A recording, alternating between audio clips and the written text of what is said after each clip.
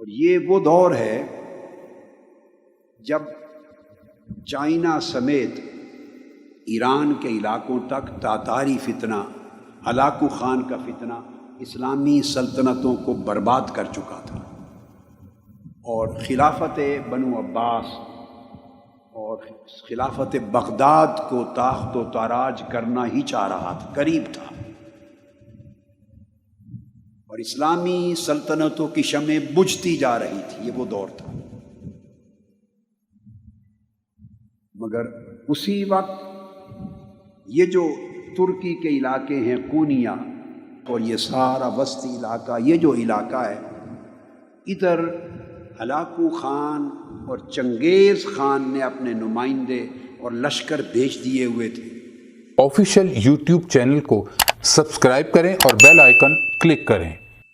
اور مسلمانوں کی سلطنتیں تیرہ و تار تھی، چھوٹے چھوٹے ٹکڑے تھے، الگ الگ چھوٹی چھوٹی ریاستیں تھیں، برائے نام کوئی سلطنت تھی، قبائل تھے، قبیلے تھے، ان کے حکمران تھے، ان کی اپنی چھوٹی چھوٹی فوجیں تھیں، کاروان سرا تھے، صوفیاء کی خانقاہیں تھیں، کوئی مسجدیں تھیں، جداگانہ ماحول تھا۔ اور جب کوئی سلطنت مؤثر نہ تھی تو اس روئے زمین پر لوگوں کے دلوں میں ایمان کی شمع صوفیاء کرام کے ذریعے روشن تھی۔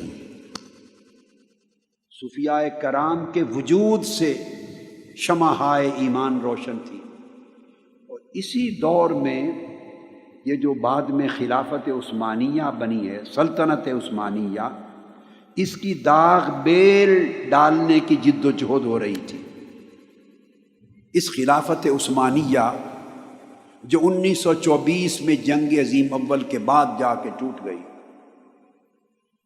اس کا بانی ارطغرل، لکھنے میں ارطغرل آتا ہے، ارطغرل، مگر ٹرکش زبان میں غین نہیں بولتے، ارطغرل، یہ بانی ہے۔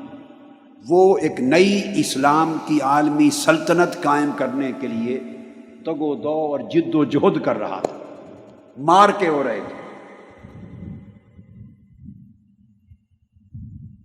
656 ہجری کے قریب تاتاری فتنہ بغداد آیا ہے اور 22 سے 24 لاکھ مسلمانوں کا قتل عام کیا ہے، اور دریائے دجلہ ہفتوں تک 2.5 ملین مسلمانوں کے خون سے سرخ ہو کے بہتا رہا۔ 656 کے قریب یہ فتنہ یہاں پہنچا۔ ادھر مقابل سلطنت عثمانیہ کی تشکیل کی جد و جہد شروع تھی۔ ارطغرل یہ سلیمان شاہ کا بیٹا تھا، اور کونیا ہیڈ کوارٹر تھا سلجوقی سلطنت سلطان علاء الدین کا، اور یہ سلطان علاء الدین جب بادشاہ تھا تو ادھر مولانا روم آباد ہو چکے تھے، کونیا میں سیٹل ہو چکے تھے۔ یہ جو سلطان علاء الدین تھا سلجوقی، اس کی بھتیجی حلیمہ سلطان، اس کی شادی ہوئی ارطغرل سے، جس کو اردو میں لکھتے ہوئے ارطغرل بولتے، ارطغرل سے ہوئی۔ اس کے 3 بیٹے ہوئے، اس کا چھوٹا بیٹا، اس کا نام تھا عثمان۔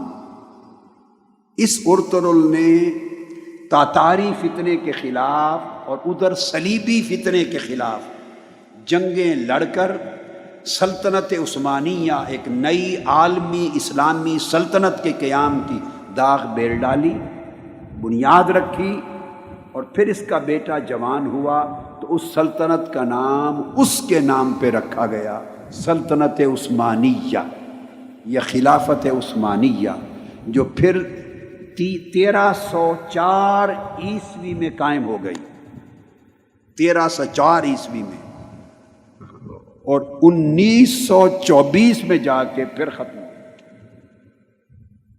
جب کیلیفیٹ کا انسٹیٹیوشن توڑنے کا اعلان ہو گیا۔ یہ ضمناً ایک تاریخ کی چھوٹی سی جھلک تھی، وہ بتائی میں نے۔ یہ وہ دور تھا جب مولانا روم آئے، یہ ارطغرل جس کی میں نے بات کی سلطنت عثمانیہ کا بانی، اس کی ڈیتھ ہوئی ہے 680 میں۔ وہ زمانہ شیخ اکبر محی الدین ابن العربی کا تھا، ان کا وصال 640 میں ہوا ہے۔ وہ ان سے رہنمائی لیتا تھا قدم قدم پہ سلطنت عثمانیہ کے قیام میں، ٹرکش سورسز، تاریخی سورسز کے مطابق، ٹرکش سورسز کے مطابق ان کی لمحہ بلمحہ رہنمائی تھی شیخ اکبر محی الدین ابن العربی کی۔